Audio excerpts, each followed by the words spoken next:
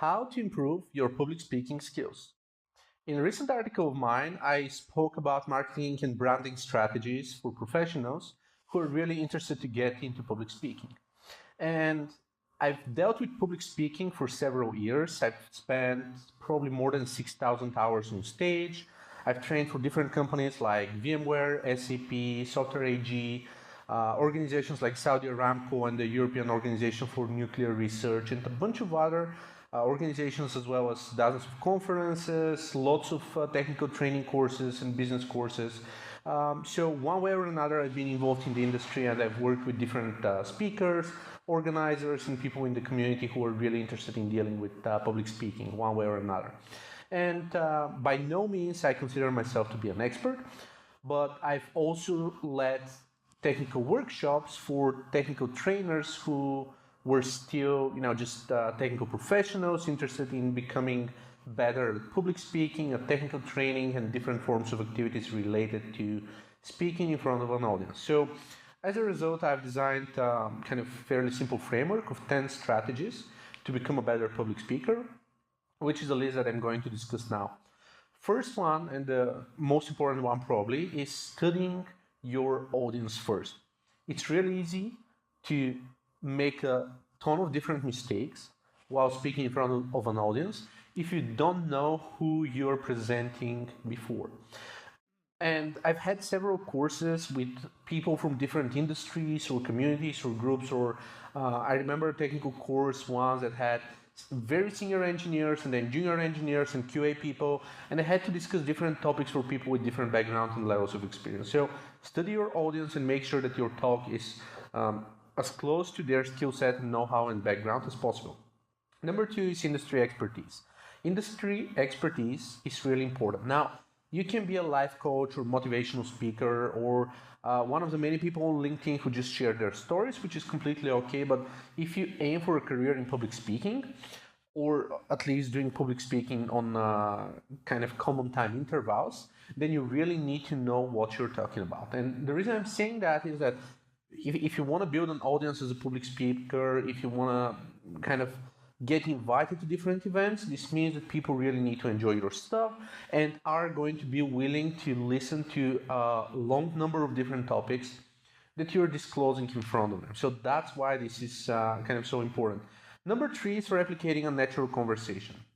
I've seen lots of speakers, especially those coming from people with PhDs or people working in kind of scientific organizations that try to overcomplicate everything and talk just like they would do in a scientific journal. And now this is very counterintuitive, especially for whenever you're speaking in front of the type of audience that's just used to natural talk and kind of general chit-chat conversations and whatnot. So it really helps if you help the people in the audience feel you as someone, kind of someone from their own community, so to speak.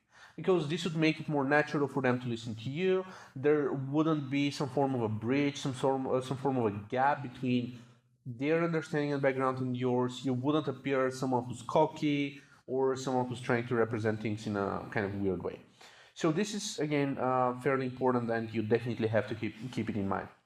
Number four, speaking of which, is use relevant stories and conversations. Now, this may sound obvious, but this was a common error that kind of mistake that I used to do for a while. I was trying to take a very scientific approach to things, but when I was teaching certain concepts such as object-oriented programming or some other stuff for developers, sometimes it's really hard to just get a theoretical concept without practical kind of experience or practical examples or something else from the real life that people can try to apply the theory in practice. Also, this includes specific personal life stories, this includes anecdotes, other forms of jokes that people can really memorize and associate with a specific topic that you're talking about. So again, this is something that could help you kind of speak with your audience in a more natural way, which is what we were just discussing a bit earlier with you. Number five is consider the session time format. Now, if you're used to doing 5-minute quick Ignite sessions or 15-minute lightning talks, or on the other end, if you're used to speaking for a whole day in front of an audience, it's really important to understand how to apply your knowledge for a different time format. For instance, again, my background was in technical training courses. Many of them used to be 4 hours long, some of them were full day long. When I was shipped to Saudi Arabia to teach a security course, I was teaching every single day for 8 hours a day, right? So whenever I have to speak in front, kind of at a conference for 30 minutes, 40 minutes, it's extremely challenging for me. And at the same time, I've led some lectures that have pretty much the same presentations, the same slides. Some of them were for a 2-hour talk, some of them were for a 30-minute presentation at a conference. So it's really tricky. You really need to figure out what audience is coming there, what do they expect, what sort of time frame you've got in order to kind of fill it up in the best and most productive possible manner. Number 6 is follow the same train of thought. Like, I've seen lots of different trainers that try to kind of discuss one topic, then jump to a second one, to a third one, and eventually people really forget what you're talking about in the first place and what your core topic is, what your main idea is for that specific industry or subject or title or whatever else you're talking about.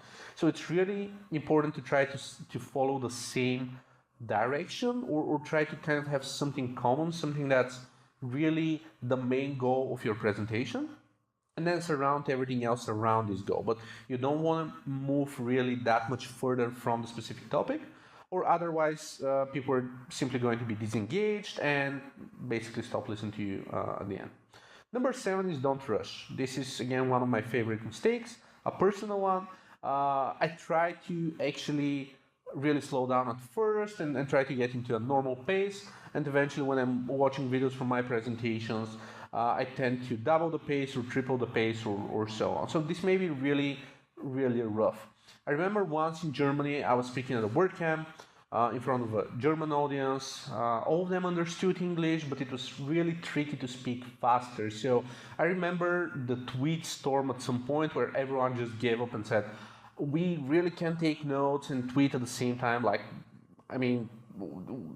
several people were actually, I still remember the tweets really, and they said, we are waiting for the video and we really want to watch the video at half speed or even a quarter speed just in order to grasp all the concepts at the same time.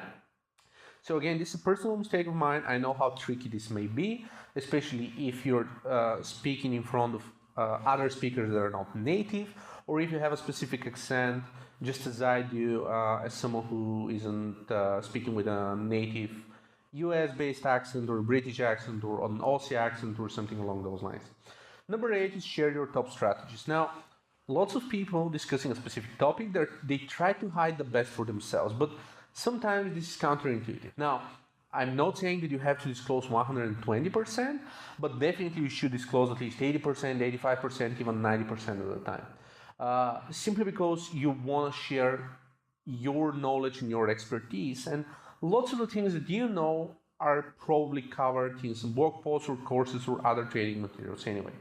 Number 9 is observe your audience. Whatever you do, watch them, monitor them, see if they get bored, see if they get too hyped, see if they get really confused from what you're talking about, and try to calibrate in the middle of the presentation if needed. And number 10 is always keep practicing. Whatever you do, however you do it, it will never be ideal, right? You can be good, but then you get better, and then you get even better, then you get closer to some of the best speakers. But people train and get better over time and over time. So eventually you really need to keep your game up and improve your skills upon your foundation that you've got. And also, if you stop presenting for a while, it's not like you're going to forget how to do that, but it also gets trickier, so you really need some time to catch up. So that's pretty much it. This is my top 10. If you have any questions, let me know in the comments. And if you have other strategies that you use while speaking in front of the audience, definitely let me know for the next compilation.